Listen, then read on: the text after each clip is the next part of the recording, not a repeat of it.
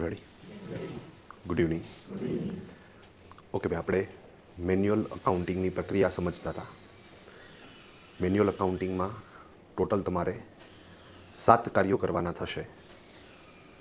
એ 7 કાર્યો તબક્કા છે, ફેઝિસ છે.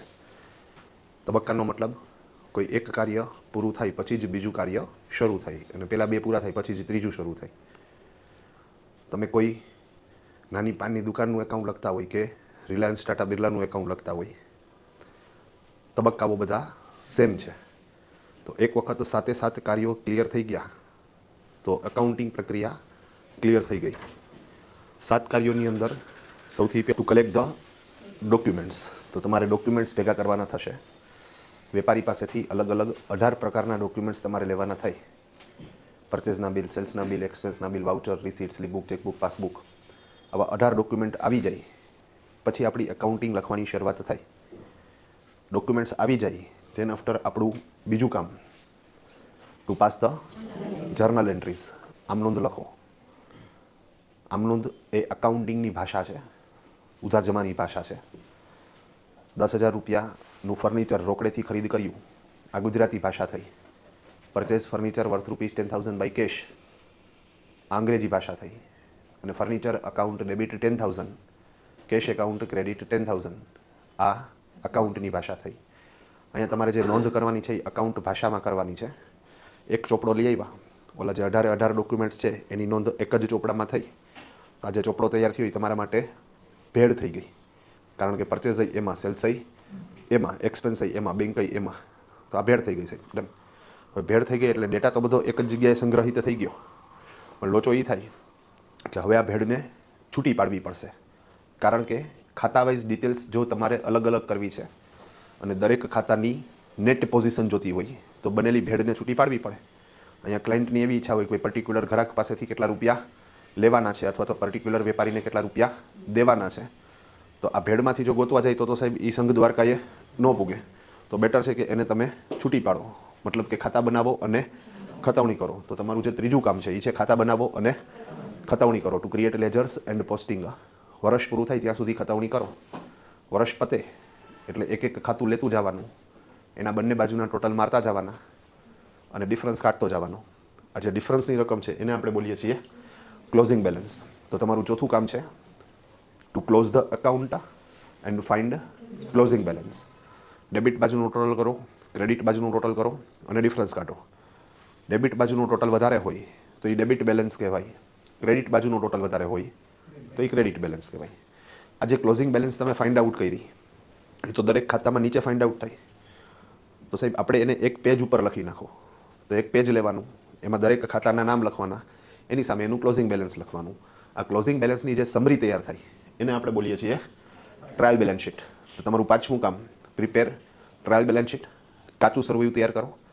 કાચું સરવૈયું તૈયાર થાય એટલે અમારું અકાઉન્ટ લખવાનું કાર્ય ઓલમોસ્ટ પૂરું થઈ જાય.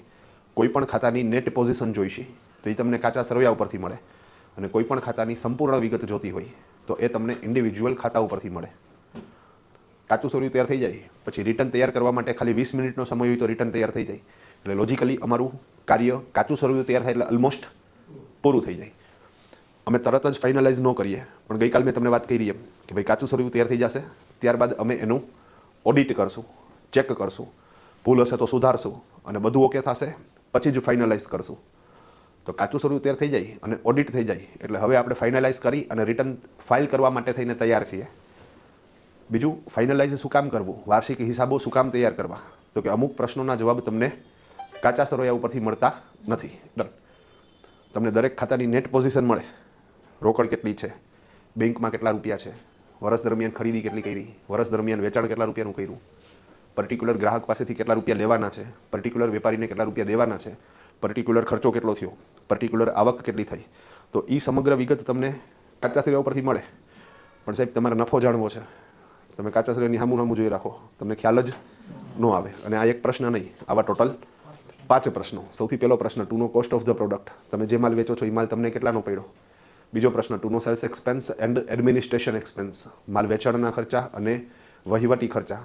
ત્રીજો પ્રશ્ન, to know gross profit or loss, net profit or loss. કાચો નફો નુકસાન, ચોખ્ખો નફો નુકસાન ફાઇન્ડ આઉટ કરવા છે. ચોથો પ્રશ્ન, total investment in your business and other sources. તમારો રૂપિયો તમારા ધંધામાં અને અન્ય જગ્યાએ ક્યાં ક્યાં રોકાયેલો છે. અને પાંચમો પ્રશ્ન, આ રોકાયેલો રૂપિયો તમારી પાસે આવ્યો ક્યાંથી. Your net capital and other liabilities of the business. તમારો પોતાનો કેટલો અને ગામનો કેટલો. આ પાંચ પ્રશ્નોના જવાબ એવા છે કે સાહેબ એ વેપારીને તો જોઈએ જ છે, સાથે સાથે થર્ડ પાર્ટીને પણ જોઈ છે. જેમ કે ઇન્કમટેક્સ ડિપાર્ટમેન્ટને આ બધી જાણકારી જોતી હોય. એ જ રીતે વિઝા લેખતી વખતે તમે એમ્બેસીમાં ડેટા આપો તો એ લોકોને આ જ ડિટેલ્સ જોતી હોય. કોઈ કંપની એના શેર હોલ્ડરને વાર્ષિક હિસાબ આપે અને એમાં એને આ જ બધી ઇન્ફોર્મેશન જાણવા મળે. લોન ડિપાર્ટમેન્ટમાં તમારે આ ડેટા દેવો પડે. તો એ લોકો તમારો આ જે ડેટા છે એના ઉપરથી નફાકારકતા જાણી શકે, તમારી ધંધાની સાચી આર્થિક પરિસ્થિતિ જાણી શકે અને ડિસાઇડ કરી શકે કે આની હારે ડીલ કરવી કે નહીં.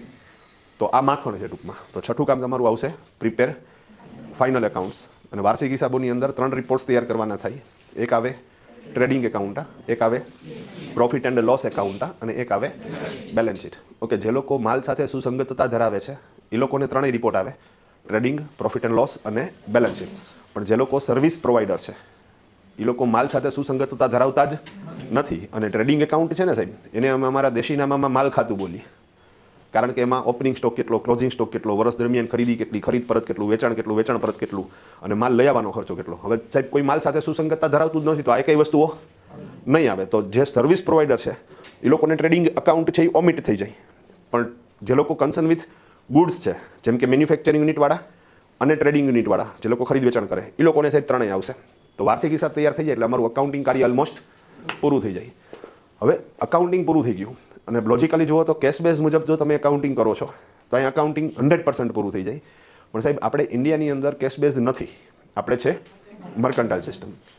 તો મર્કન્ટાઇલ સિસ્ટમમાં કન્વર્ટ કરવા માટે થઈને તમારે 7મું કામ કરવાનું થશે, ડુ ધ એડજસ્ટમેન્ટ એન્ટ્રીઝ. હવાલાની અસર આપો. હવે એક નવો શબ્દ આવ્યો લાઈફમાં, હવાલા.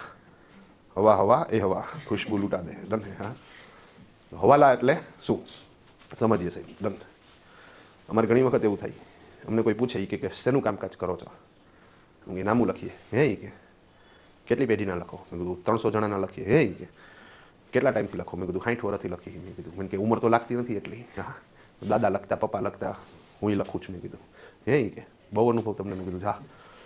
હવાલા આવડે? હવાલા આવડે? તમે સમજો વસ્તુ, અકાઉન્ટિંગ કરવું અલગ છે, હવાલા આવડવા અલગ છે. એ માસ્ટરીની વાત થઈ ગઈ. હા, અલગ. દીકરી જોવા ગયા હોય ને પછી અલગ છોકરાની મમ્મી બધું પૂછતી હોય એ કે દીકરીને રસોઈ કરતા આવડે? આવડે નહીં કે શાક રોટલી દાળ ભાત સંભારો બધું બનાવે. એ કે હે એ કે રોટલા ટિફિન બનાવતા આવડે?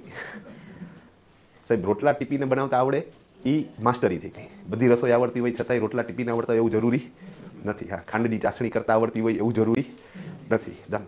એમ હવાલા છે ને સાહેબ એ એક માસ્ટરીવાળો કેસ થઈ ગયો. અમારે ઘણી વખત જે ડિમાન્ડ આવે કે ભાઈ ટૂંકમાં કોઈ વિદ્યાર્થીને મોકલજો એકાઉન્ટિંગ માટે અહીંયા તૈયાર થાય એટલે પછી એ લોકો અમુક ડિમાન્ડ કરે કે ભાઈ ફાઇનલાઇઝેશન આવડતું હોય એને જ મોકલજો, અથવા તો હવાલા ફાવતા હોય એને જ મોકલજો, અથવા તો યર એન્ડ પ્રોસેસ આવડતી હોય એને જ મોકલજો, અથવા તો સેટિંગ આવડતા હોય એને. આ બધા શબ્દો અલગ અલગ છે, મતલબ એક જ છે, હવાલા એડજસ્ટમેન્ટ. તમે સમજી ગયા?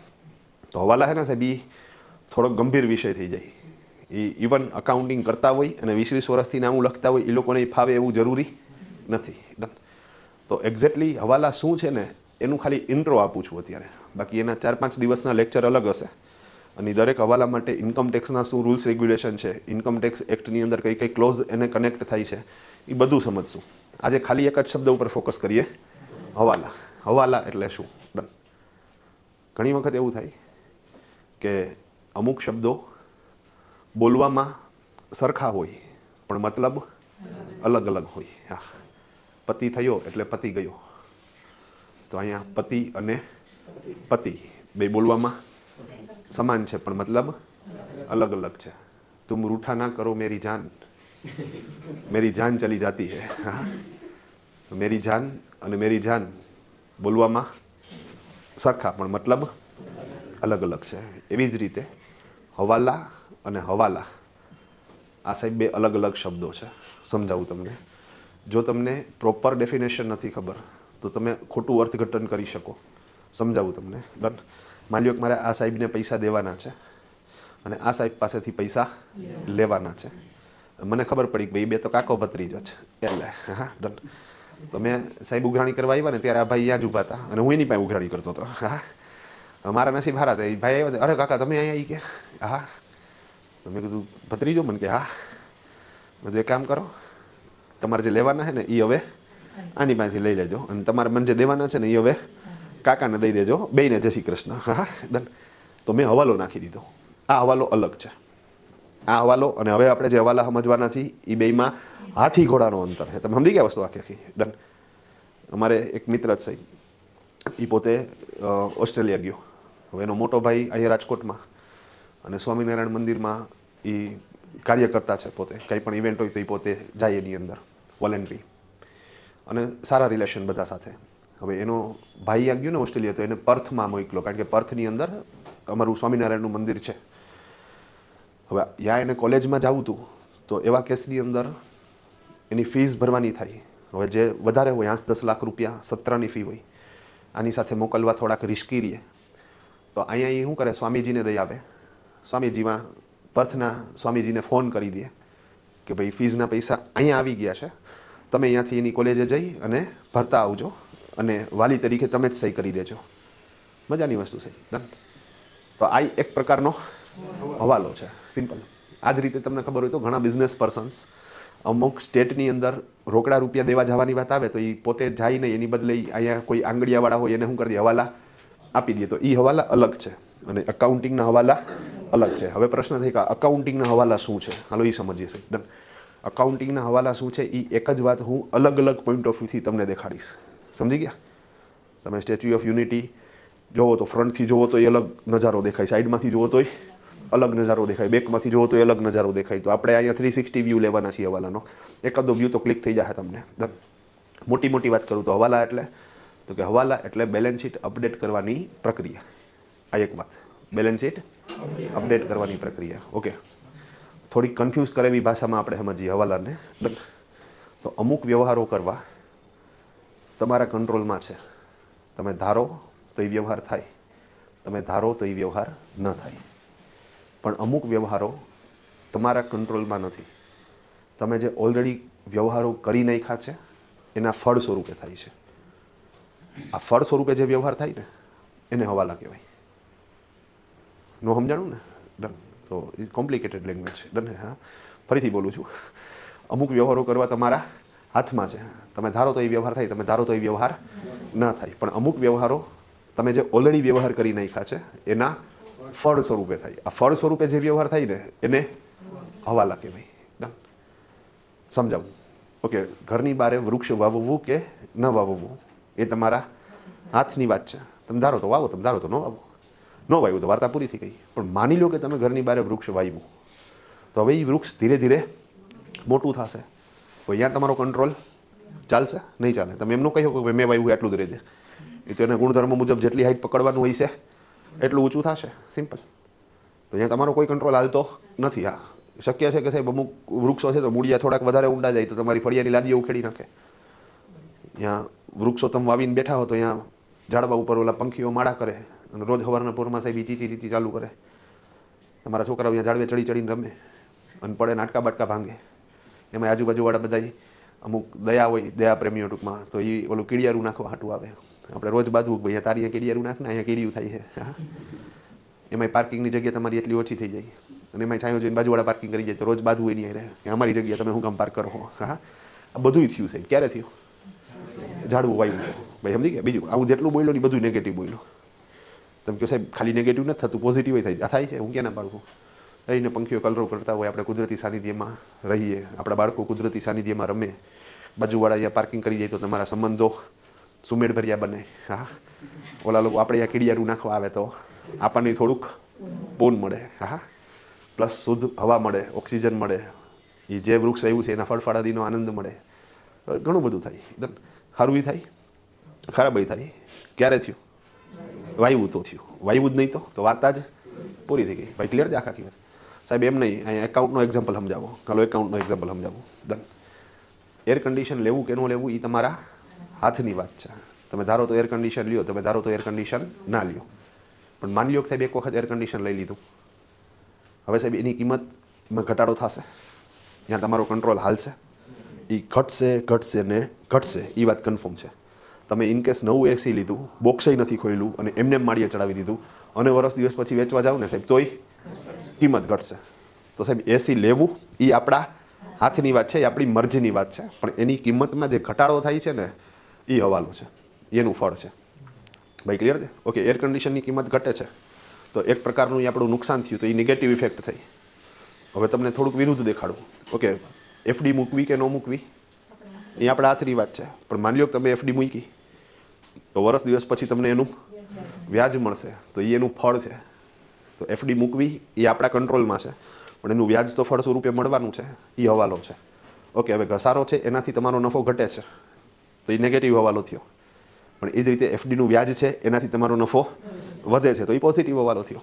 ઓકે, કોઈને લોન આપવી કે ન આપવી એ આપણા હાથની વાત છે, પણ જો તમે કોઈને લોન આપો છો તો એની પાસેથી વ્યાજ મળે છે તો એ પોઝિટિવ હવાલો થયો, વ્યાજ છે. ડન, એ વ્યાજ તમારી આવક છે. ઓકે, કોકની પાસેથી લોન લેવી કે ન લેવી એ આપણી મરજીની વાત છે, પણ લોન લીધી છે તો આપણે એને વ્યાજ આપવું પડશે, તો એનાથી તમારો પ્રોફિટ ઘટશે. તો એક વસ્તુ મગજમાં રાખજો કે સાહેબ હવાલો છે ને સાહેબ, એ કાં તો તમારો નફો વધારે અને કાં તો તમારો નફો ઘટાડે. એટલે જ્યાં લગી તમે હવાલા ન નાખો ને ત્યાં લગી તમને સાચો નફો ન મળે. ભાઈ સમજાણી વાત આખી? ડન. તો અહીંયા મૂળ વાત એ છે કે સાહેબ જ્યારે તમે પ્રાઇમરી ટ્રાન્ઝેક્શન્સ કરો છો, ઓકે, એર કન્ડિશન લેવું એ આપણા હાથની વાત છે, અને જે વસ્તુ આપણા હાથમાં છે ને એને હું પ્રાઇમરી ટ્રાન્ઝેક્શન્સ બોલું છું, અને જે ફળ સ્વરૂપે છે એ ફળનું ટ્રાન્ઝેક્શન સેકન્ડરી ટ્રાન્ઝેક્શન્સ. ભાઈ ક્લિયર છે? તો એર કન્ડિશન લેવું એ આપણા હાથની વાત, એ પ્રાઇમરી ટ્રાન્ઝેક્શન્સ, પણ એની કિંમતમાં જે ઘટાડો થાય એ ફળ, એ સેકન્ડરી ટ્રાન્ઝેક્શન્સ. એફડી મૂકવી એ આપણા હાથની વાત, પણ એનું વ્યાજ મળે એ ફળ. ઓકે, આ જેટલા ફળ છે ને જે સેકન્ડરી ટ્રાન્ઝેક્શન્સ છે ને એ બધા હવાલા. ભાઈ સમજાણી વાત આખી?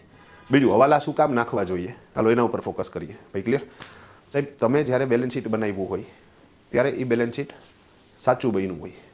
હા બરાબર સાહેબ, આપણે તો ડોક્યુમેન્ટ ઉપરથી એન્ટ્રી કરી છે, તો ડોક્યુમેન્ટ ઉપરથી જતા બેલેન્સ શીટ કેવું બને? સાચું. હું તમને સમજાવું. ડન. ઓકે સાહેબ, માની લો કે એર કન્ડિશન લીધું, આપણે આપણા સ્ટેપમાં આગળ વધીએ. ભાઈ સમજી ગયા? ડન. તો એર કન્ડિશન લીધું તો સૌથી પહેલાં શું થયું હશે? એસીનું બિલ આવ્યું હશે. Step 1 two collect the document. કેટલા રૂપિયાનું બિલ? તો માની લો 50,000નું એસી લીધું, 50,000નું બિલ આવ્યું. હવે એ બિલની તમે શું કરી નાખી? ચોપડામાં એન્ટ્રી કરી નાખી. તો એર કન્ડિશન ખાતે ઉધાર તમે 50,000 કર્યા. હા, ઉધાર જમા હજી શીખવાડ્યું નથી, પણ તમે સમજો કે એની ચોપડામાં એન્ટ્રી કેટલા રૂપિયાથી થઈ? 50,000થી. ઓકે, હવે એર કન્ડિશનના ખાતામાં 50,000થી ખતવણી થશે. વર્ષ પૂરું થઈ ગયું ત્યાં સુધી બીજી કોઈ એન્ટ્રી નહોતી, તો વર્ષના અંતે એર કન્ડિશનનું ક્લોઝિંગ બેલેન્સ પણ 50,000 આવશે. તો ખાતું બંધ કરવાનું બાકી શોધો 50,000. એના ઉપરથી સાહેબ કાચું સર્યું તૈયાર થશે, તો કાચા સર્યુમાં એર કન્ડિશન કેટલા રૂપિયાથી દેખાશે? 50. અને એના ઉપરથી વાર્ષિક હિસાબ તૈયાર થશે, તો વાર્ષિક હિસાબમાં બેલેન્સ શીટની અંદર એર કન્ડિશન કેટલાથી દેખાશે? તો હવે તમારું બેલેન્સ શીટ છે એમ કહે છે કે તમારું એર કન્ડિશન 50,000નું છે, પણ મજાની વાત કે સાહેબ આ શરૂઆત કરી હતી એ ત્યારની વાત હતી, અને વાર્ષિક હિસાબ તૈયાર થશે વર્ષના અંતે. તો સાહેબ અંત લગીમાં તો એસીની કિંમત શું થઈ ગઈ? ઘટી ગઈ સાહેબ. હવે સર ખરેખર વેચવા જાવ છો તો એર કન્ડિશનના 40,000 આવે છે, અને તમારું બેલેન્સ શીટ કેટલા રૂપિયા બોલે છે? તો સાચું બોલે ખોટું બોલે છે? તો ખોટું બોલે છે તો એને સાચું કરો. રેડી? ખોટું બોલે છે તો એને સાચું કરો. 50,000 ચેકો, એની બદલે 40,000 લખો. તમે સમજી ગયા? 50,000 ચેકો, એની બદલે 40,000 લખો. તો સાહેબ તમે બેલેન્સ શીટને શું કર્યું? અપડેટ કર્યું. હા, તો જ્યારે બન્યું હતું ત્યારે સાચું બન્યું હતું ભાઈ, પછી રહેતા કેવું થઈ ગયું? ખોટું થઈ ગયું. પાછું સાચું કરી નાખવાનું. ડન. તમને એમ થાય કે અત્યારે તો સાચું કરી નાખ્યું છે, એમને 50,000ના 40,000 કરી નાખ્યા. હવે આવતા વર્ષે પાછી કિંમત ઘટશે. આ ઘટે જ ને. હા તો આવતા વર્ષે જ્યારે વર્ષના અંતે જ્યારે પાછા વાર્ષિક હિસાબ તૈયાર કરો ત્યારે પાછો હવાલો નાખશું, અને પાછી જે કિંમત ઘટી હશે એ કિંમત ઘટાડી અને પાકા સરવૈયાને બેલેન્સ શીટને અપડેટ કરશું, પાછું સાચું કરશું. આ પ્રોસેસ દર વર્ષે કરવાની થશે. રિપીટ, આ પ્રોસેસ દર વર્ષે કરવાની થશે. હવે અહીંયા એક કન્ફ્યુઝન એ થાય સાહેબ કે એસીની કિંમત તો રોજે રોજ ઘટે છે, રોજે રોજ ઘટે છે, તો રોજે રોજ અપડેટ કરવાનું ના રે ના. ડન. મહિને મહિને અપડેટ કરવાનું ના રે ના. ક્વાર્ટરલી અપડેટ કરવાનું ના રે ના. અપડેટ ક્યારે કરવાનું? ઘટે છે રોજ. તમે એફડી મૂકી તો વ્યાજ તો રોજે રોજ મળે છે ને, પણ વ્યાજનો હવાલો ક્યારે નાખવાનો? વર્ષના અંતે. નહીં તો સાહેબ તમારી પ્રોસેસ કેટલી બધી હેક્ટિક થઈ જાય. હા, નોર્મલ એકાઉન્ટિંગમાં વર્ષે એક જ વખત હવાલો નાખવાનો થશે, પણ જે લિમિટેડ કંપની હોય, તમને ખ્યાલ હોય તો એને ક્વાર્ટરલી રિઝલ્ટ બહાર પડે.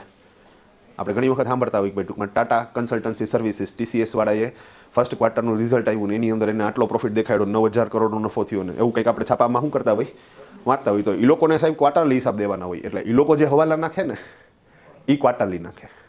આપણે હવાલા નાખવાના છે વર્ષે. ભાઈ ક્લિયર છે? તો અત્યારે મગજમાં વર્ષે જ રાખજો, કારણ કે આપણે તો નોર્મલ ફર્મનું જ અકાઉન્ટિંગ સેટ કરવાના છીએ ભાઈ. ક્લિયર છે? હાલો ડન. બીજું, એ લોકો જે ક્વાર્ટરલી હવાલા નાખે ને, તો એમાં એને જે સિસ્ટમ છે ને, એ રિવર્સિંગ જનરલની સિસ્ટમ છે. સમજાવું? માની લો કે પહેલાં 3 મહિના પૈતા, એપ્રિલ, મે અને જૂન, તો 30મી જૂને એણે એક હવાલો નાખ્યો, તો એના કમ્પ્યુટરમાં સોફ્ટવેર એવી રીતે સેટ થયેલો છે કે 30મી જૂનનો જો એ પ્રોફિટ એન્ડ લોસ એકાઉન્ટ કાઢે ને, તો એમાં એ હવાલાની ઇફેક્ટ આવે માત્ર એક જ દિવસ પૂરતી. પાછું એ લોકો રિવર્સ કરી નાખે, મતલબ કે જેમ છે એમ જ થઈ જાય ટૂંકમાં. તમે સમજી ગયા વસ્તુ આખી? ખાલી એક રિપોર્ટ જનરેટ કરવા માટે, ક્વાર્ટરલી રિટર્ન્સ તૈયાર કરવા માટે એ લોકો રિવર્સિંગ જનરલનો ઉપયોગ કરે. બાકી ફાઇનલ હવાલા તો એ લોકો ક્યારે નાખવાના છે? વર્ષના અંતે નાખવાના છે. ભાઈ અન્ડરસ્ટેન્ડ થાય છે? સુપર ભાઈ, ડન. તો ઇઝી પ્રોસેસ. હવાલા શું? તો કે હવાલા બેલેન્સ શીટ અપડેટ કરવાની પ્રક્રિયા. જ્યારે બેલેન્સ શીટ બન્યું હતું ત્યારે સાચું બન્યું હતું, રહેતા કેવું થઈ ગયું? એ ખોટું થઈ ગયું, એટલે પાછું સાચું કરી નાખો ભાઈ. ક્લિયર છે? હા, ઘણી વખત એવું થાય કે અમુક વસ્તુમાં ચેન્જીસ નથી આવતા, અમુક વસ્તુમાં ચેન્જીસ આવે છે. જેમાં નથી આવતા એને અપડેટ કરવાની જરૂરિયાત નથી, જેમાં આવે છે એને અપડેટ કરો. હજી એક અન્ય રીતે તમને સમજાવશે. Done, easy. ઓકે, માની લો કે આ ભાઈ જ્યારે નાનો હતો ટૂંકમાં, બરાબર, 13 વર્ષનો, ત્યારે એનો બર્થડે સેલિબ્રેટ કર્યો બાપુજીએ. હા, કે હવે છોકરો સમજનો થયો તો એને મજા આવે ને. 1 વર્ષના છોકરાનો બર્થડે સેલિબ્રેટ કરો તો છોકરાને શું મજા આવે? એ તો બચારો કંટાળે. હા, તો આ કે ભાઈ મારે તો એ કે સ્પાઈડરમેન બનવું છે કે. હા, તો એણે સ્પાઈડરમેનના કપડાં લઈ આવ્યા બાપુજી. કે નાના છોકરાને જે કરવું છે એ કરવા દો એ કે. હા, પછી આપણને સૌભાગ્ય પ્રાપ્ત થયું એના બર્થડેમાં જવાનું. હવે આપણે બર્થડેમાં ગયા હોય તો આપણને ઇન્ટરેસ્ટ તો કેકમાં જ હોય, પણ ફોર્માલિટી હાટું જેનો બર્થડે છે ને એક વખત વિશ કરવા તો જવું પડે ને. હા, તો મેં જોયું, કોનો? મને કે ઓલો. મેં કીધું હાલ સ્પાઈડરમેન. મેં કીધું, મને કે હા. મેં કીધું હેપી બર્થડે. મેં કીધું હા, થેન્ક યુ. એ કે. મેં કીધું કેટલા વર્ષનો થયો? 13 વર્ષ. એ કે હા. એટલે હા, જણ ફૂલ કંટાળ્યો હતો, કારણ કે બધા એક જ પ્રશ્ન કરતા હતા. હા, હવે એને ફૂલ કંટાળો આવે. હવે એના પપ્પા પાછા ઊભા જોવે બધું. હા, કે છોકરાને મજા આવતી નથી, બધા એકને એક પ્રશ્ન પૂછે છે ને. અને આજે તો દી એનો છે ને. બાપુજી હોશિયાર, એણે શું કર્યું છે તો કે 2 બોર્ડ બનાવ્યા. હા, ઓલા આંદોલનો કરતા ત્યારે ખબર, ઓલા બોર્ડ પકડી અમારી માંગે પૂરી કરો. હા, ડન. એવા કેટલા બોર્ડ બનાવી નાખ્યા? 2 બોર્ડ બનાવ્યા. હા, એક બોર્ડની અંદર ઉપર લખ્યું થેન્ક યુ, અને બીજા બોર્ડમાં લખ્યું 13 વર્ષ. ડન. અને આના હાથમાં પકડાવી દીધા વ્યવસ્થિત રીતે. હા, હવે કોક આવે ને એ કે હેપી બર્થડે, એટલે આવડા શું કરે? થેન્ક યુ, બોર્ડ પકડાવી દે. હા, ડન. બોલવાનું જ નહીં. છોકરો હેરાન થવો જ ન જોઈએ. તો ધન્યવાદ છે પિતાશ્રીને, કેટલું બધું ધ્યાન રાખે બાપુજી. તમે સમજી ગયા? ડન. ઓલા લોકો આવ્યા ને શું લાગે એની યાર કોઈ લેવા દેવા જ નથી. આપણો છોકરો દુઃખી થવો ન જોઈએ. હા, કેટલા વર્ષનો થયો? તો બીજું બોર્ડ પકડાવે. કેટલા વર્ષ?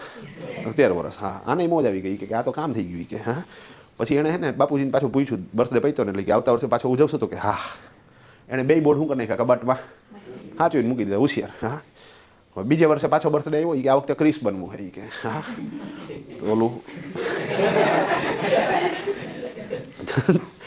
તો ઓલું માસ્ક લઈ આવ્યો ક્રિસનું.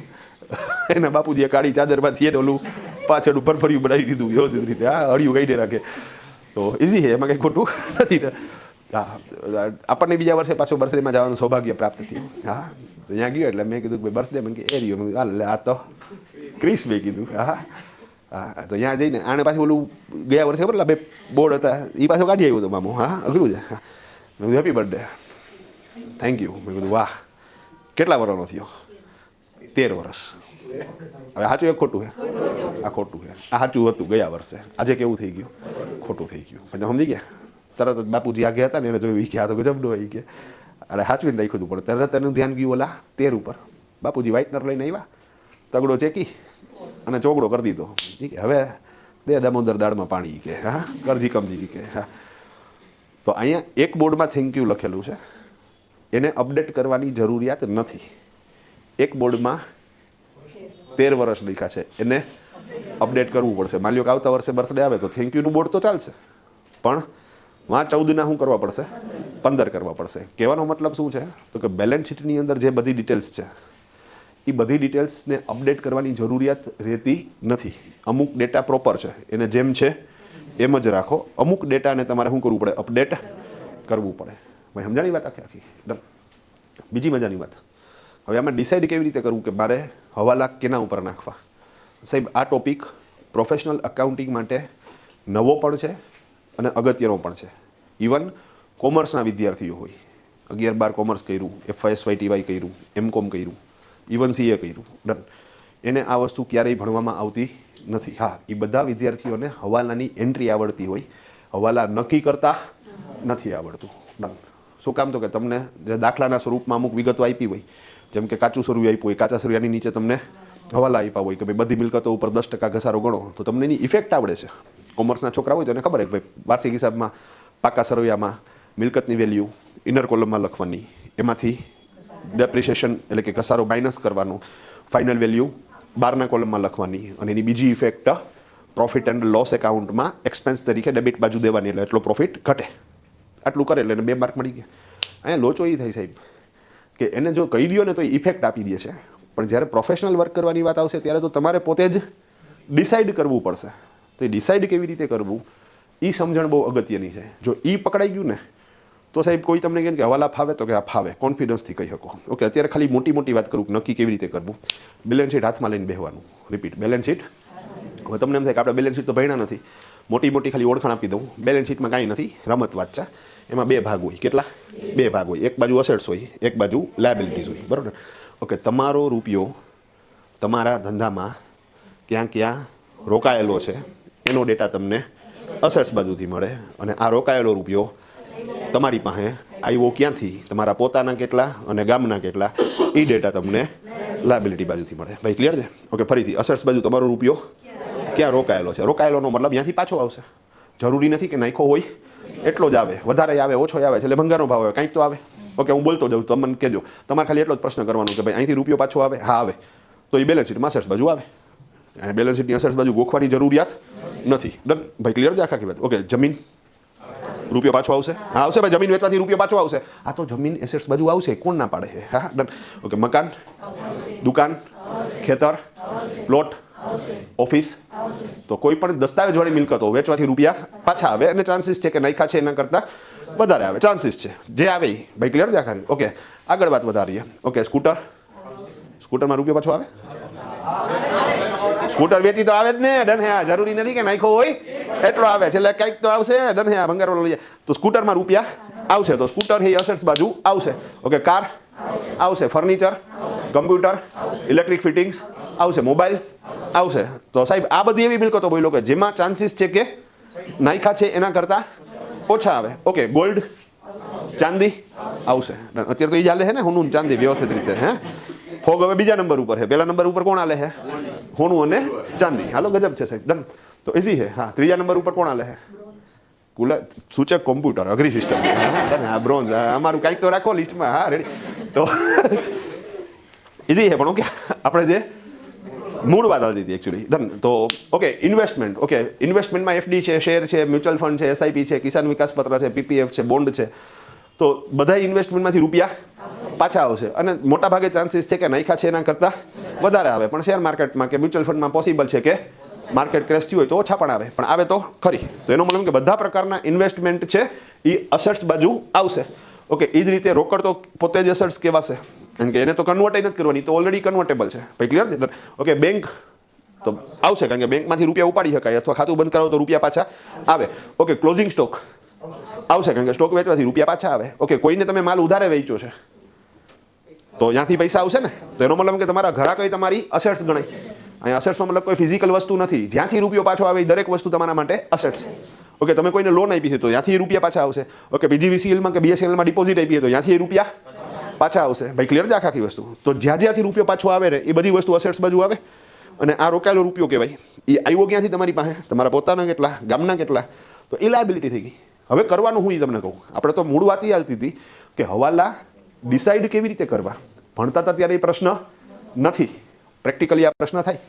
તો બેલેન્સ શીટ લઈને બેસવાનું. એટલે લોજિકલી તમે જુઓ ને તો હવાલા ડિસાઇડ કરવા માટે બેલેન્સ શીટ તો શું કરવું પડે? તૈયાર કરવું જ પડે. ભાઈ ક્લિયર છે? ઓકે, બેલેન્સ શીટ લઈને બેસવાનું, પછી બેલેન્સ શીટમાં એક એક વિગત લેતી જવાની, અને એ વિગતને એક પ્રશ્ન પૂછવાનો કે શું આની કિંમતમાં વર્ષ દરમિયાન એની મેળે કંઈ ફેરફાર થયેલો જ અથવા થાય? જો આનો જવાબ આવે હા તો હવાલો આવે, જો આનો જવાબ આવે ના તો હવાલો ન આવે. આ પહેલું સ્ટેજ છે, હું ફિલ્ટર મરાવતો દઈશ, પણ આ વાતને ગાંઠવાડી લેજો, કારણ કે આ તમે અત્યારે સબકોન્શિયસ માઇન્ડમાં સેટ કરો છો. સિમ્પલ વસ્તુ. રેડી? તો શું પ્રશ્ન કરશું સાહેબ? શું આની કિંમતમાં વર્ષ દરમિયાન એની મેળે કાંઈ ફેરફાર થાય છે? હા તો હવાલો આવશે, ના તો હવાલો નહીં આવે. ભાઈ સમજાણી વાત આખી? ઓકે, તમે એક્ઝામ્પલ આપો. હાલો એક્ઝામ્પલ આપો. ઓકે, તમારા બેલેન્સ શીટની અંદર ફોર એક્ઝામ્પલ એર કન્ડિશન છે. તો એર કન્ડિશનની કિંમતમાં કેવી કોઈ પણ મિલકતની કિંમતમાં એની મેળે કાંઈ ફેરફાર થાય? હા થાય ને સાહેબ. શું થાય? તો કે ઘટે. હા તો હવાલો આવશે, હવાલો આવશે. ભાઈ સમજી ગયા? ઓકે, ઇન્વેસ્ટમેન્ટ હા થાય સાહેબ. એફડી કરી હશે તો વ્યાજ મળશે, તો યાય હવાલો આવશે. ઓકે, કેશની કિંમતમાં એની મેળે કાંઈ ફેરફાર થાય? ન થાય. વર્ષ દરમિયાન ન થાય. આપણે પહેલી તારીખે એર કન્ડિશન લીધું તો વર્ષના અંતે 40,000 થઈ જાય. પહેલી તારીખે એફડી મૂકી તો વર્ષના અંતે એફડીની વેલ્યુમાં વધારો થઈ જાય. પણ પહેલી એપ્રિલે આપણે માની લો કે ખાનામાં 10 લાખ મૂક્યા અને પછી આખું વર્ષ ખાનું ખોલ્યું જ નહીં, અને હવે વર્ષના અંતે તમે ખાનું ખોલો તો એમાંથી 10 લાખ જ નીકળે, વધારે કે ઓછા ના નીકળે. તો એમાં પરિવર્તન નથી થતું, એટલે એમાં હવાલો નથી આવતો. ભાઈ ક્લિયર છે આખી વસ્તુ? ડન. તો એક વસ્તુ બેલેન્સ શીટની એક એક પ્રોડક્ટ લેતી જવાની, એને એક પ્રશ્ન કરવાનો કે શું આની કિંમતમાં એની મેળે કાંઈ ફેરફાર થાય છે? હા તો હવાલો આવશે, ના તો હવાલો નહીં આવે. આ એક વાત. હવે સેકન્ડ સ્ટેજ આવશે. હવે બીજો પ્રશ્ન કરવાનો કે શું આ ફેરફારની નોંધ થઈ ગઈ છે? શું આ ફેરફારની નોંધ થઈ ગઈ છે? હા થઈ ગઈ છે. તો ન આવે હવાલો. કાં તો કે ઓલરેડી થઈ ગઈ છે નોંધ, તમે અપડેટ કરી નાખ્યું છે. જો આ ફેરફારની નોંધ નથી થઈ તો હવાલો આવશે. સાહેબ એક્ઝામ્પલ આપો. એક્ઝામ્પલ આપું તમને. રેડી? ઓકે, બેંકમાં મેં પહેલી એપ્રિલે 10 લાખ રૂપિયા મૂક્યા, પછી એક વર્ષ લગી બેંકની સામું ન જોયું. ડન. હવે 31 માર્ચે હું બેંક બેલેન્સ કઢાવીશ તો એક્ઝેક્ટ 10 લાખ હશે? નહીં હોય. ડન. જો સેવિંગ્સ ખાતું હશે તો વ્યાજ મળ્યું હશે.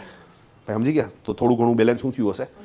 વધ્યું હશે. ઓકે, કરંટ ખાતું હશે તો ચાર્જિસ લાગ્યા હશે અને થોડુંક ઘણું બેલેન્સ ઘટ્યું હશે. પણ એક વાત તો કન્ફર્મ છે કે સાહેબ એક્ઝેક્ટ તો 10 લાખ નહીં જ હોય. ભાઈ ક્લિયર છે?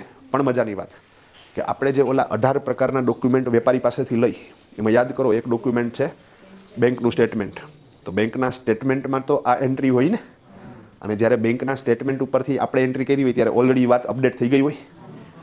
તો સાહેબ એ જે ફેરફાર થયો છે એની નોંધ થઈ ગઈ છે, એટલે આપણે બીજી વખત હવાલા તરીકે એને કન્સિડર કરવાનું નથી. ડન. તમે બેંકમાં એફડી મૂકી સાહેબ. ડન. પણ એ એફડીમાં તમે એવી સૂચના આપી કે દર મહિને મારા ખાતામાં વ્યાજ આવી જવું જોઈએ. મેં સમજી ગયા? તો મહિનાના છેલ્લી તારીખે વ્યાજ આવી જાય છે. તો એવા કેસમાં એ તમારા ખાતામાં વ્યાજ આવી ગયું છે, એટલે ઓલરેડી તમારા ઈ ખાતાનું જે બેંકનું સ્ટેટમેન્ટ છે એમાં એ વ્યાજ બોલે, અને વ્યાજ બોલે તો એ વ્યાજની તમે ઓલરેડી શું કરી નાખ્યું હોય સ્ટેટમેન્ટ ઉપરથી, તો પછી એ એફડી ઉપર વ્યાજનો હવાલો નહીં આવે. પણ માની લો કે એફડી 5 વર્ષની છે, પાકતી મુદતે પૈસા મળે એવી રીતે એફડી મૂકેલી છે, તો પછી સાહેબ વર્ષ પૂરું થઈ ગયા પછી તમારે એ વ્યાજનો હવાલો નાખવો પડશે. ભાઈ ક્લિયર છે આખી વાત? હવે અહીંયા ઘણાને પાછો એ પ્રશ્ન થાય સાહેબ વ્યાજ તો 5 વર્ષ પછી મળવાનું છે તોય નાખવાનું? હા, કારણ કે ઇન્ડિયામાં મર્કન્ટાઇલ સિસ્ટમ ચાલુ છે, અને મર્કન્ટાઇલ સિસ્ટમમાં જે તે વર્ષની આવક જે તે વર્ષમાં જ ગણવાની છે. પછી એ મળી હોય કે મળવાની બાકી હોય. ભાઈ સમજી ગયા? તો ભલે ને વ્યાજ 5 વર્ષ પછી મળે, પણ એક વર્ષનું ઇન્ક્લુડ થયેલું ઇન્ટરેસ્ટ કેટલું છે એનો તમારે હવાલો તો નાખવો જ પડશે. ભાઈ ક્લિયર છે? તો અહીંયા એક વસ્તુ એ પૂછવાની, જો પેલો પ્રશ્ન શું પૂછ્યું આપણે, તો કે બેલેન્સ શીટની એક એક પ્રોડક્ટને પૂછ્યું કે આની કિંમતમાં એની મેળે ફેરફાર થાય છે? આ થાય છે તો હવાલો આવશે, નહીં થાય તો હવાલો નહીં આવે. હવે બીજો પ્રશ્ન, આ જે ફેરફાર થયો એની નોંધ થઈ ગઈ છે? આ થઈ ગઈ છે તો ભાઈ અપડેટ કરવાની જરૂરિયાત નથી, હવાલો નાખવાની જરૂરિયાત નથી. જો બાકી છે તો જ હવાલો નાખજો, અને મજાની વાત જેટલું બાકી છે એટલો જ હવાલો નાખજો. હું હજી એક એક્ઝામ્પલ આપું છું. ડન. કોમર્સના વિદ્યાર્થીઓને આ એક્ઝામ્પલમાં થોડીક વધારે મજા આવશે. ડન. ફોર એક્ઝામ્પલ, મેં બેનને 5 લાખ રૂપિયા પહેલી તારીખે લોન તરીકે આપ્યા. બેન આવ્યા મને કે કોઈ પૈસાની જરૂરિયાત છે, 5 લાખ જોઈ છે. મેં કીધું વાંધો નહીં, 1% વ્યાજ લઈશ. ભાઈ ડન. વ્યાજ બી છે ને? હા, બેંકમાં એફડી મૂકો તો પૈસા તો થોડા ઘણા તો મને, આપણે ક્યાં વ્યાજખોરી કરવી છે, પણ વ્યાજ બી તો કહી શકાય. હા હા, તો મને કે વાંધો નહીં કે 1% મને વાંધો નથી. એટલે મેં કીધું 5 લાખનું મહિને 5,000નું વ્યાજ થાય, વર્ષનું 60,000નું વ્યાજ થાય. મને કે મને ઓકે છે. મેં કીધું ડન, લઈ જાઓ. મેં કીધું ડન. હા. હવે એ જ્યારે લોન લઈ ગયા ત્યારે ડોક્યુમેન્ટેશન થયું અને એના ઉપરથી મેં એન્ટ્રી કરી. કેટલા રૂપિયાથી કરી? 5 લાખથી. તો 5 લાખની એન્ટ્રી થઈ. હવે એનું લોનનું ખાતું છે, એમાં 5 લાખથી એન્ટ્રી પડી. ખાતાનું ક્લોઝિંગ આવ્યું 5 લાખ. વાર્ષિક હિસાબમાં કાચા સૂયમાં 5 લાખ ગયા, વાર્ષિક હિસાબમાં 5 લાખ. તો મારું બેલેન્સ શીટ એવું બોલે છે કે મારે બેન પાસેથી 5 લાખ લેવાના છે, મારો રૂપિયો ત્યાં રોકાયેલો છે. ભાઈ ક્લિયર છે? ડન. હવે મજાની વસ્તુ એ કે વર્ષ દરમિયાન બેને મને વ્યાજ આપ્યું નહીં. એ લઈ ગયા પછી દેખાણા જ નહીં. તો હવે હું બેન પાસે ટોટલ કેટલા રૂપિયા માગું?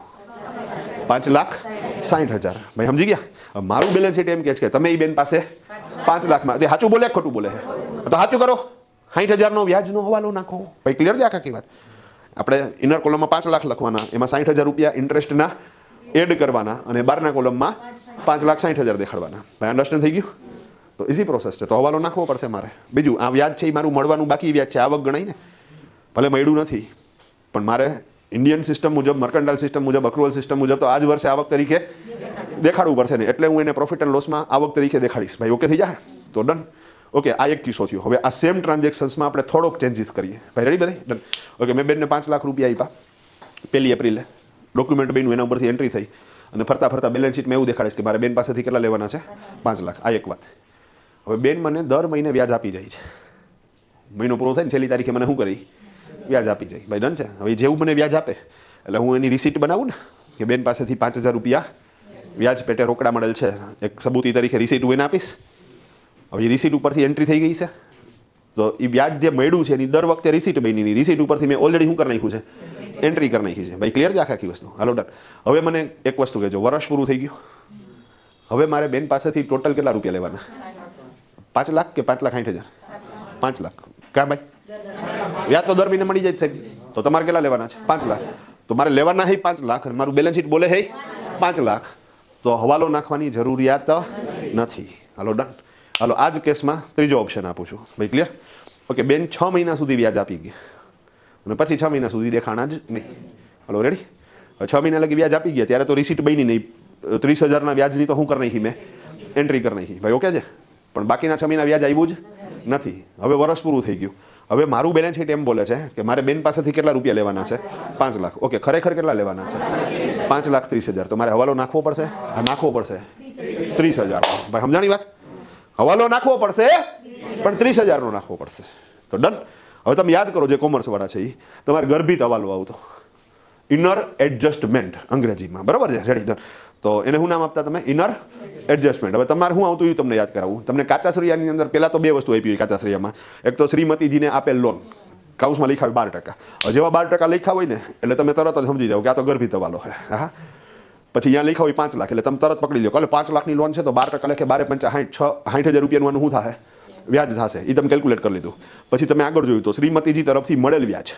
હવે એમાં માની લો કે 60,000 લખ્યા હોય ને, તો તમે સમજી જાઓ કે ભાઈ 60,000નું વ્યાજ થતું હતું, 60,000નું વ્યાજ આવી ગયું છે, તો ગર્ભિત હવાલો આવશે નહીં. તો તમે જ્યાં હવાલા તરીકે નોંધ કરી હોય ને એ ચોકડી મારી દો કે આમાં હવાલો નાખવાનો નથી. માની લો કે તમારા 60,000 રૂપિયા કાચા શ્રેયમાં આવક તરીકે દેખાડ્યા નથી, તો તમે હવાલો નાખતા અને પૂરેપૂરો 60,000નો નાખતા. અને માની લો કે કાચા શ્રેયમાં તમને મળેલ વ્યાજ 30,000 દેખાડ્યું હોય, તો તમે 30,000 મળેલ વ્યાજ ઇનર કોલમમાં લખતા, પછી એની નીચે મળવાનું બાકી વ્યાજ 30,000 લખતા, અને ટોટલ કેટલું દેખાડતા? 60,000. સાહેબ, આ એક ગર્ભિત હવાલો સમજાવતા સાહેબને પરસેવો ભરી દે. પછી છેલ્લે એ ગોખાવે, ઓલા એ ગોખે. હા ડન. હવે એકચ્યુઅલી કન્સેપ્ટ સમજાવી દો ને, એટલે વાર્તા પૂરી થઈ ગઈ છે. હા, લોકોને એક ખોટી મેન્ટાલિટી છે, જો હવે નવી સાયકોલોજી. હા ના, લોકોને એમ છે કે સાહેબ જો ગોખી નાખો ને તો ઝડપથી આવડી જાય, ખાલી એક્ઝામિનેશન પૂરતું હોય, ગોખી નાખો તો સાહેબ હું ઊંધું કહું સાહેબ, તમે કન્સેપ્ટ સમજશો ને તો જ ઝડપથી આવડશે. એટલે સ્પીડના પોઈન્ટ ઓફ વ્યૂથી એ કન્સેપ્ટ સમજવો જરૂરી છે સાહેબ. તમે સમજો આ વસ્તુ આખી? Hello easy. પણ ઓકે, આપણે જે અમારે હવાલા આવે ને સાહેબ, એમાં હવાલામાં પાછો અઘરો હવાલો કયો કહેવાય? તો કે આ ગર્ભિત હવાલો, ઇનર એડજસ્ટમેન્ટ. હવે એકચ્યુઅલી એમાં કંઈ છે જ નહીં. તમને ટ્રાયલ બેલેન્સની અંદર લોન દેખાડી છે 5 લાખ રૂપિયાની, અને કાઉસમાં ટકાવારી આપી, એટલે આપણે સમજીએ કે આનું વ્યાજ કેટલું હોય? 60,000. હવે જો વ્યાજ કાચા શ્રેયમાં આવક તરીકે દેખાડી દીધું હોય તો આપણે સમજી ગયા 60,000ની આવક દેખાડી દીધી, 60,000નું વ્યાજ આવી ગયું છે, તો આમાં હવાલો નાખવાનો નથી. ઓકે, 30,000નું દેખાડ્યું તો આપણે સમજી કે આમાં 30નો હવાલો નાખવાનો છે. માની લો કે વ્યાજ મળેલું છે એ દેખાડ્યું જ નથી, તો 60નો પૂરેપૂરો હવાલો નાખવાનો છે. તો કન્સેપ્ટ આ છે કે એકચ્યુઅલી તમે તમારું બેલેન્સ શીટ શું કરો છો સાહેબ? અપડેટ કરો છો. અને બેલેન્સ શીટ અપડેટ કરવાની જે પ્રક્રિયા છે ને, એને આપણે બોલીએ છીએ હવાલા. તો પહેલાં બેલેન્સ શીટ લેવાનું. આ સાહેબ સમજી ગયા?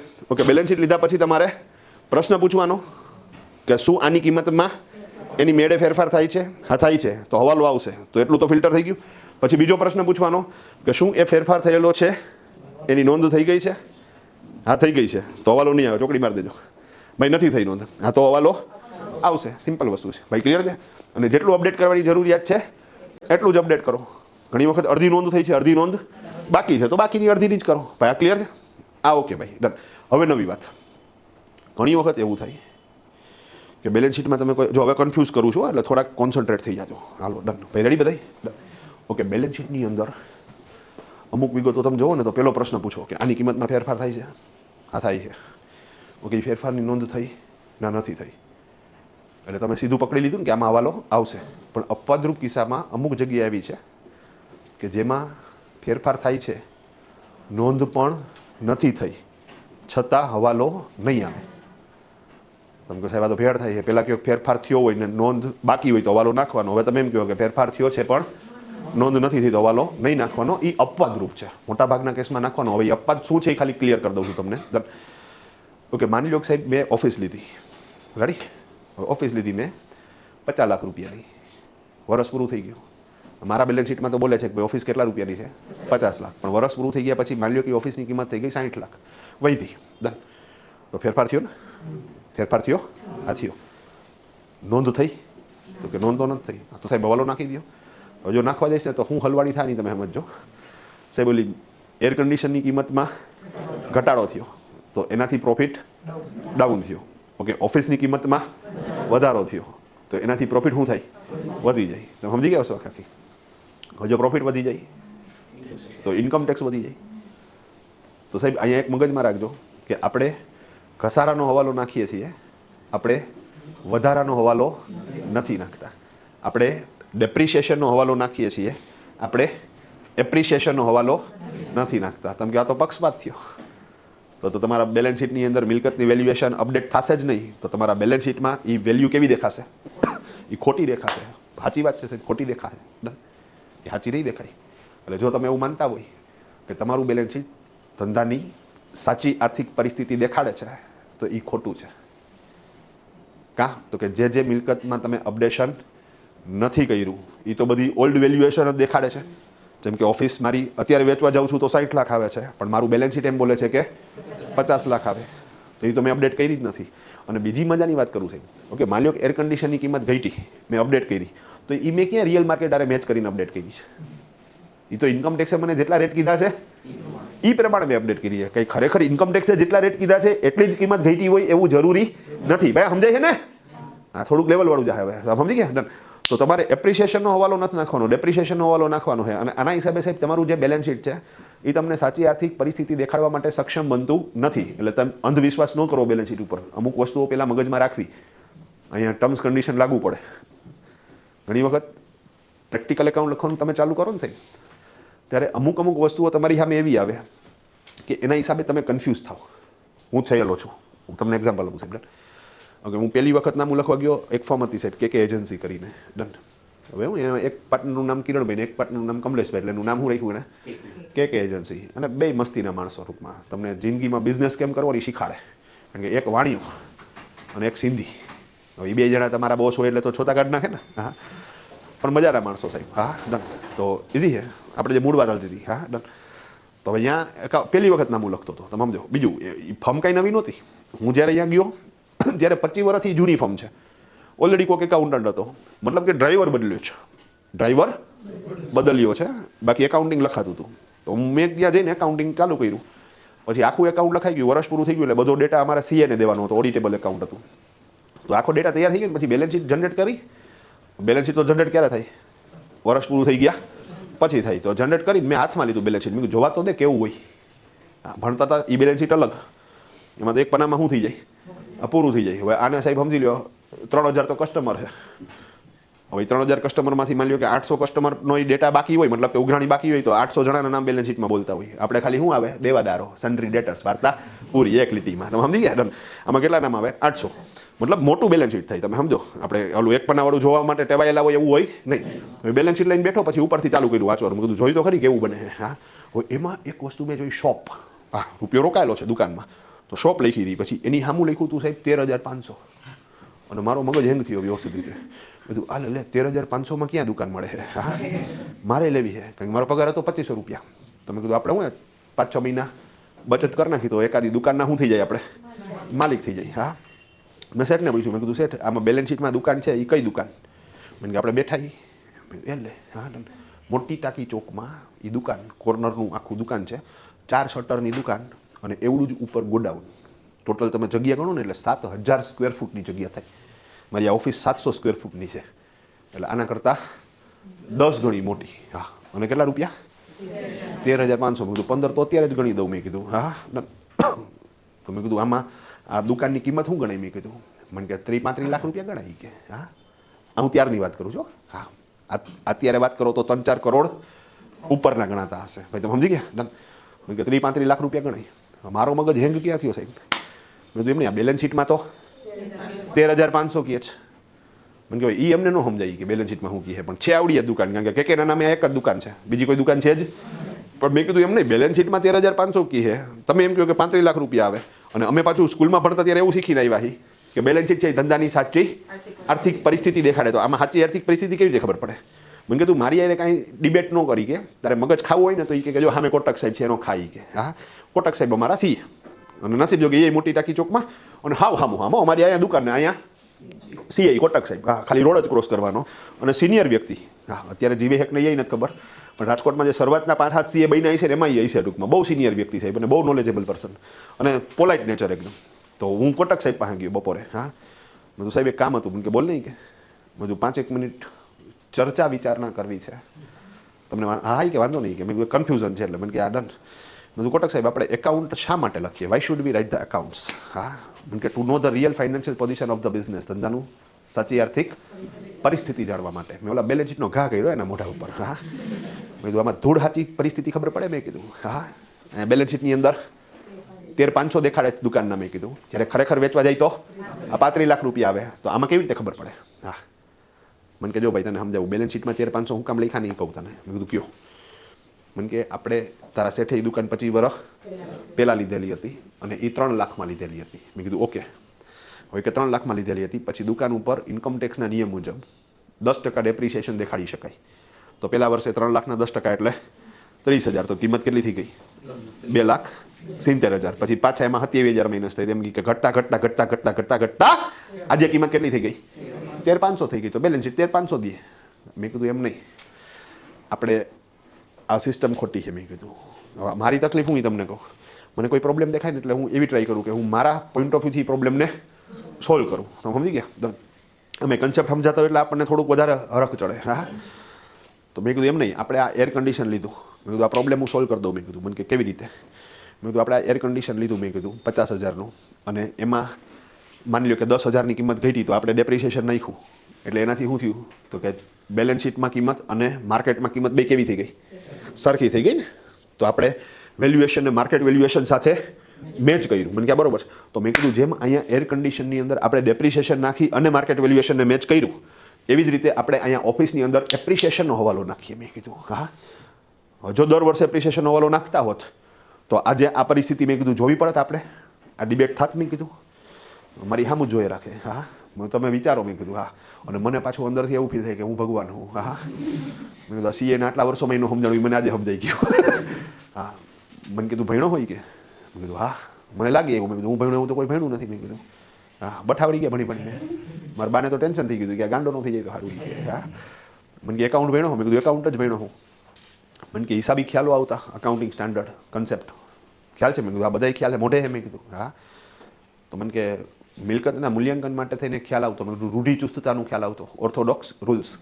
તમે રૂઢિચુસ્તતાનો ખ્યાલ કયો કે ઓર્થોડોક્સ રૂલ્સ કયો કે સાવચેતીનો ખ્યાલ કયો. અગેન આ શબ્દો ઘણા માટે નવા છે, કોઈ ચિંતા ન કરતા. મને કે હું હતો ખ્યાલ? મેં કીધું રૂઢિચુસ્તતાના ખ્યાલમાં એવું કીધું હતું ભાઈ કોઈ પણ મિલકતનું મૂલ્યાંકન કરો ને તો તમારે એની પડતર કિંમત અથવા વેચાણ કિંમત બેમાંથી જે ઓછી હોય કન્સિડર કરવાની. મતલબ કે મિલકતના મૂલ્યાંકન વખતે તમારે ભવિષ્યનો નફો કન્સિડર નથી કરવાનો, પણ ભવિષ્યનું નુકસાન કન્સિડર કરવાનું છે. ફરીથી બોલતો મને કે બધું કોઈ પણ મિલકતનું મૂલ્યાંકન કરતી વખતે આપણે ભવિષ્યનો નફો કન્સિડર નથી કરવાનો, પણ ભવિષ્યનું નુકસાન કન્સિડર કરો. મને કે ઓકે, એર કન્ડિશન ઉપર તું ડેપ્રિસિએશન નાખસ, એ ભવિષ્યનું નુકસાન છે એટલે એ કન્સિડર કરવાનું. પણ પ્રોપર્ટી ઉપર જે વધારો થાય છે એ ભવિષ્યનો નફો છે એટલે કન્સિડર નહીં કરવાનું. તો સિદ્ધાંતને ફોલો કરો એટલે આજ મુજબ એકાઉન્ટ લખાય. મેં કીધું વાત સાચી. મેં કીધું પણ મેં કીધું સિદ્ધાંતમાં ક્યારેક ફોલ્ટ હોય. મેં કીધું તો આપણે એને શું કરવું જોઈએ? સુધારવું જોઈએ ને. મેં કીધું હા. એટલે મને કીધું સિદ્ધાંત સુધારીશ. મેં કીધું નેચરલી અત્યાર લગી ભલે લોકોના ધ્યાનમાં ન આવ્યું હોય, મારા ધ્યાનમાં આવી ગયું. મને કે શું કરવું તારે? મેં કીધું જેમ આપણે ડેપ્રિસિએશન નાખીએ એવી રીતે જ આપણે એપ્રિસિએશન નાખો. સિદ્ધાંતને મારો ગોળી મેં કીધું ડન. હા હવે જે ભંગાર સિદ્ધાંત હોય એ સિદ્ધાંતના હિસાબે મારું બેલેન્સ શીટ સાચી પરિસ્થિતિ દેખાડતું નથી. તો જો સાચી પરિસ્થિતિ નથી દેખાડતું તો મારે એ સિદ્ધાંતને હું કામ ફોલો કરવો જોઈએ? હું તો ડેપ્રિસિએશન નાખું છું એવી રીતે જ એપ્રિસિએશન નાખું. મેં કીધું તો આ પ્રોબ્લેમ શોર્ટ આઉટ. મેં કીધું હા. મને કે કામ કરી કે હાલ તારે શું કરવું? મેં કીધું મારે એપ્રિસિએશન નાખું છું. મને કે ના ખાલ ડન. એને કોમ્પ્યુટરની સ્ક્રીન મારી બાજુ કરી હા ડન. મને કે નાખી દે એપ્રિસિએશન. શું કરીશ? એટલે આપણે તરત જ શું કર્યું ટૂંકમાં તો કે ભાઈ બેલેન્સ શીટની અંદર 13,500 લખ્યા હતા ને એ ઇનર કોલમાં લખ્યા. હવે ડેપ્રિસિએશન માઇનસ કરતા હતા. એપ્રિસિએશન શું કરશું આપણે? તો મેં પ્લસ 35 લાખ લખ્યા. રેડી? પ્લસ 35 લાખ લખ્યા અને 12ના કોલમમાં નાખ્યા 35,13,500. મને કે રેડી? મેં કીધું થઈ ગયું ને બેલેન્સ શીટ અપડેટ? મને કે ઊભો રહે આની બીજી અસર તો દેવી પડશે નહીં કે હા આની બીજી અસર દેવી પડશે નહીં કે ડેપ્રિસિએશનની બીજી અસર ક્યાં આપતો હતો? મેં કીધું ડેપ્રિસિએશનની બીજી અસર પ્રોફિટ એન્ડ લોસ એકાઉન્ટમાં ઉધાર બાજુ ખર્ચ તરીકે દેખાડતો હતો. મને કહો કે તો એપ્રિસિએશનની બીજી અસર ક્યાં આવશે? એક્ઝેક્ટલી. તો પ્રોફિટ એન્ડ લોસમાં કે ક્રેડિટ બાજુ આવક તરીકે દેખાડ 35 લાખ. કે હવે જેવા 35 લાખ રૂપિયા પ્રોફિટ એન્ડ લોસમાં દેખાડ્યા બૂમ કરતો 35 લાખથી નફો શું થઈ ગયો? વધી ગયો. મને કે 35 લાખ ઉપર 30% લેખે 10,50,000 રૂપિયાનો પહેલા તો તારા શેઠને કે ટેક્સ ભરે, પછી આપણે ડિબેટ કરીએ કે હા એને જે હવા કાઢી મારી વ્યવસ્થિત રીતે. હા મેં ક્યાં અત્યારે ક્યાં નફો થયો હોય? મેં કીધું હા આ તો એ તો કહું હોય કે નફો અત્યારે થયો છે, ભવિષ્યમાં થવાનો છે ને. હવે કે તારા શેઠ પાસે કે માલ લેવાના પૈસા નથી, સીસી ઉપર માલ લે કે હા હવે તું એની પાસે 10.5 લાખ રૂપિયાનો ટેક્સ ભરાવડાવીશ. હવે જો તું આવક તરીકે દેખાડ ને બેલેન્સ શીટ અપડેટ કર તો તારો નફો વધશે, નફો વધશે તો ટેક્સ આવશે. હવે એકચ્યુઅલી સાહેબ એ ભવિષ્યમાં નફો થવાનો છે જ્યારે મિલકત વેચશું ત્યારે. પણ જો તું એને અત્યારે એપ્રિસિએશન તરીકે કન્સિડર કરીશ તો આજની તારીખનો વર્તમાનનો નફો વધશે અને વર્તમાનમાં તારે શું કરવું પડશે? ટેક્સ ભરવો પડશે. વાત સમજાણી કે જ્યારે ડેપ્રિસિએશન છે ને ભવિષ્યનું નુકસાન છે, તો નુકસાન તો જ્યારે વેચશો ત્યારે થશે. પણ દર વર્ષે ડેપ્રિસિએશન દેખાડો, નફો ઘટાડો અને ટેક્સનો ફાયદો લ્યો. તો મને કે આ જોરદાર સિસ્ટમ છે. આના હિસાબે વેપારીને લિક્વિડિટીના ઇસ્યુ ન થાય. મેં કીધું હવે ફાઇનલ કન્ક્લુઝન? મેં કે ફાઇનલ કન્ક્લુઝન હું તને 2 વિકલ્પ આપું છું, સારો ઈ તારો. મેં કીધું બોલો. વાત સમજો, બહુ જોરદાર વાત છે. સારો ઈ તારો ઈ કે. મેં કીધું બોલો. મેં કે કાં તો ઈ કે તું તારી સિસ્ટમને અનુરૂપ સેટિંગ કર. તો એમાં એક પોઝિટિવ છે ને એક નેગેટિવ છે. મેં કીધું શું? મેં કીધું તારી સિસ્ટમ મુજબ એપ્રિસિએશન દેખાડ તો બેલેન્સ શીટ હવે સાચી આર્થિક પરિસ્થિતિ દેખાડશે. 13,500 દુકાનની કિંમત નહીં દેખાડે, 35 લાખ 13,500 દુકાનની કિંમત દેખાશે. તો બેલેન્સ શીટ સાચું બની ગયું. મેં કીધું ઓકે. નુકસાની થયું કે ભવિષ્યના નફાને અત્યારે કન્સિડર કર્યો તો આજે તારે ટેક્સ ભરવો પડશે અને લિક્વિડિટીના ઇસ્યુ આવશે. તો એક પોઝિટિવ, બેલેન્સ શીટ સાચું બની ગયું. નેગેટિવ, ટેક્સ અત્યારે આવશે, લિક્વિડિટીના ઇસ્યુ થશે. મેં કીધું ઓકે. બીજો ઓપ્શન? મેં કે બીજો ઓપ્શન અકાઉન્ટિંગ સ્ટાન્ડર્ડ, એકાઉન્ટિંગ સિદ્ધાંત, હિસાબી ખ્યાલોને ફોલો કરો, રૂઢિચુસ્તતાનો ખ્યાલ ફોલો કરો અને ભવિષ્યનું નુકસાન દેખાડો પણ નફો ન દેખાડો. મતલબ કે ડેપ્રિસિએશનનો હવાલો નાખો પણ એપ્રિસિએશનનો હવાલો ના નાખો. તો એનાથી બેલેન્સ શીટ ખોટું બનશે. ખોટું થયું ને? તો જ્યારે તારે બેલેન્સ શીટને સમજવું હશે ત્યારે તારે મગજમાં રાખવું પડશે કે આટલી વસ્તુઓ ખોટી છે જે માર્કેટ વેલ્યુ વારે મેચ થતી નથી. તો તારે એને એ સમયે માર્કેટમાં જે વેલ્યુએશન હોય એ બાજુમાં લખી બેલેન્સ શીટને ત્યારે અપડેટ કરી અને સમજણ માટે એ બેલેન્સ શીટને માર્કેટ વેલ્યુએશનમાં કન્વર્ટ કરવું પડશે. જે પ્રોસેસ કરતાં બહુ ટાઈમ લાગવાનો નથી. અને તો જ્યારે તમારે અપડેટ કરવું છે, સમજવું છે ત્યારની વાત છે. પણ એનાથી ફાયદો એ થાય કે ભવિષ્યનો નફો તમે અત્યારે નથી દેખાડતા તો ટેક્સ ઓછો આવશે, લિક્વિડિટીના ઇસ્યુ નહીં રહે. મને કે હવે આ બેમાંથી કયા ઓપ્શન લેવાના? મેં કીધું આ ઓપ્શન લેવાનો. મતલબ કે હિસાબી ખ્યાલો જે બન્યા છે ને સાહેબ, એ ઘણું બધું ડિસ્કશન કર્યા પછી, વિચાર વિમર્શ કર્યા પછી બન્યા છે. તમે એને ચેલેન્જ કરી શકતા નથી. અને અહીંયા અગેન આપણે જાણતા અજાણતા એક હિસાબી ખ્યાલ પણ સમજી ગયા. કયો ખ્યાલ સમજી ગયા? રૂઢિ ચુસ્તતાનો ખ્યાલ.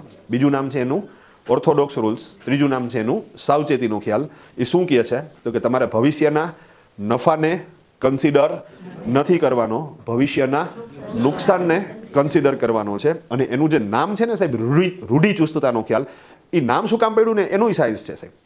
આપણે બધાય સાહેબ રૂઢિચુસ્ત છીએ. તમે કહો ના ના અમે તો મોડર્ન કપડાં પહેરીએ છીએ, અમે રૂઢિચુસ્ત નથી. હું થોટ પ્રોસેસની વાત કરું છું. આપણે રૂઢિચુસ્ત છીએ. આપણે હંમેશા જ્યારે લાઈફનું પ્લાનિંગ કરીએ છીએ ને સાહેબ, ત્યારે આપણે ભવિષ્યના નફાને કન્સિડર નથી કરતા, આપણે ભવિષ્યના નુકસાનને કન્સિડર કરીએ છીએ. અને એટલે જ સાહેબ તમે LICનું પ્રીમિયમ ભરો છો કે ભાઈ ભવિષ્યમાં કાંઈક થઈ જશે તો સાહેબ LICનું પ્રીમિયમ ભરેલું હશે તો વાંધો નહીં આવે. એટલે તમે મેડિક્લેમનું પ્રીમિયમ ભરો છો. એટલે તમે સાહેબ બાળકોને ભણાવો છો. એટલે તમે નાના બાળકોને રસી પીવડાવો છો. કાં તો કે તમે ભવિષ્યનું નુકસાન વિચાર્યું ને કે ભાઈ એને કંઈક એવી માંદગી આવશે તો, કંઈક રોગ થાય તો ન થાય એટલે અત્યારે જ શું કરી દો સાહેબ, એને રસી પીવડાવી દો. ઓકે. કોઈ દી તમે જોજો ને, આપણે અહીંયા માની લો કે દીકરી કે દીકરાનો બર્થ થાય ટૂંકમાં, બરોબર? તો દીકરીના જન્મ થયો તો પછી દર વખતે શું કરે તો કે મા બાપ વર્ષે વર્ષે હોનું લેવાનું ચાલુ કરી દે. એના લગ્નમાં અથવા એના હાયર એજ્યુકેશનમાં એને વાંધો ન આવે. સેમ વસ્તુ, છોકરો નાનો હોય તો એક એફડી મૂકવા જાય કે તો શેર લઈ લે કે તો મ્યુચ્યુઅલ ફંડ પણ ઇન્વેસ્ટમેન્ટ ચાલુ કરી દે. ભવિષ્યમાં બિઝનેસ એને કરવો હશે તો વાંધો નહીં આવે. તો આપણે ભવિષ્યના ચેલેન્જીસને અત્યારે ધ્યાનમાં રાખી છીએ. આપણો નેચર જ કેવો છે, રૂઢિચુસ્ત છે. તમે કોઈ એવો બાપ જોયો કે એની દીકરાનો જન્મ થયો ને તો એણે 2 ફાર્મ લોનું લઈને વાપરવાનું ચાલુ કરી દીધું? કારણ તો કે આ મોટો થઈને તો કમાવાનો જ છે ને, બૈરે રાખશે એ કે હા ડન. તો ઇઝી સિસ્ટમ છે. આપણે ભવિષ્યના નફાને કન્સિડર નથી કરતા. જ્યારે ખરેખર છે એ બેનિફિટવાળી વસ્તુ, પણ એ નથી કરતા, આ કરીએ છીએ. તો એટલે એ ખ્યાલ કયો સાહેબ? રૂઢિચુસ્તતાનો ખ્યાલ છે. પણ મારા ખ્યાલથી તમે ઓલમોસ્ટ હવાલાની એક સમજ કેળવી લીધી. હા, હવાલાનું ટોટલ ડિટેલિંગ બાકી જ છે. હા સાહેબ, પ્રશ્ન? હા હા, અમુક વર્ષ પછી એની ડેપ્રિસિએશન કેલ્ક્યુલેટ થતા સાવ 0 આવી જાય. રેડી તો ત્યારે શું એને એસેટ્સમાંથી માઈનસ કરી નાખવાની આપણે? રેડી ભાઈ. ઓકે, પ્રશ્ન સમજો. ભાઈ એવું કીધું કે ભાઈ તમે કોઈ મિલકત છે જે ડેપ્રિશિએટ વેલ્યુ છે, તો નિયમ મુજબ ડેપ્રિસિએશન તો કેલ્ક્યુલેટ થાય છે. તો થતા ક્યારેક તો એ કિંમત શું થાય? 0 થાય. તો 0 થયા પછી એને બેલેન્સ શીટમાંથી કાઢી નાખવાની. તો અહીંયા ક્લિયર કરી દઉં. ડેપ્રિસિએશન માટે સ્પેશિયલી વાત કરું તો ડેપ્રિસિએશન છે ને એ ઇન્કમ ટેક્સ એક્ટ 1961માં અંડર સેક્શન 32 ની અંદર આવે. Repeat, under section 32. ઓકે, સેક્શનમાં એ લોકોએ સ્પષ્ટપણે ઉલ્લેખ કરેલો છે કે તમારે જે ડેપ્રિસિએશન કેલ્ક્યુલેટ કરો છો ઇન્કમ ટેક્સના પોઈન્ટ ઓફ વ્યૂથી, એમાં તમારે ડેપ્રિસિએશન કેલ્ક્યુલેટ કરવાની જે બેલેન્સ રિડ્યુસિંગ મેથડ છે એ મેથડને કન્સિડર કરવાની છે. ભાઈ તમે સમજી ગયા? તો અહીંયા એ વસ્તુની ચોખવટ કરી દો કે ડેપ્રિસિએશન કેલ્ક્યુલેટ કરવાની 2 મેથડ હોય છે, એક સ્ટ્રેટ લાઇન મેથડ અને એક બેલેન્સ રિડ્યુસિંગ મેથડ. ઓકે, પાછો પ્રશ્ન થાય કે આ બેનો ડિફરન્સ શું છે? સમજાવું, ખાલી મોટી વાત છે, 1 મિનિટમાં પતી જશે. 100 રૂપિયાની મિલકત છે, 10% ડેપ્રિસિએશન લાગે છે.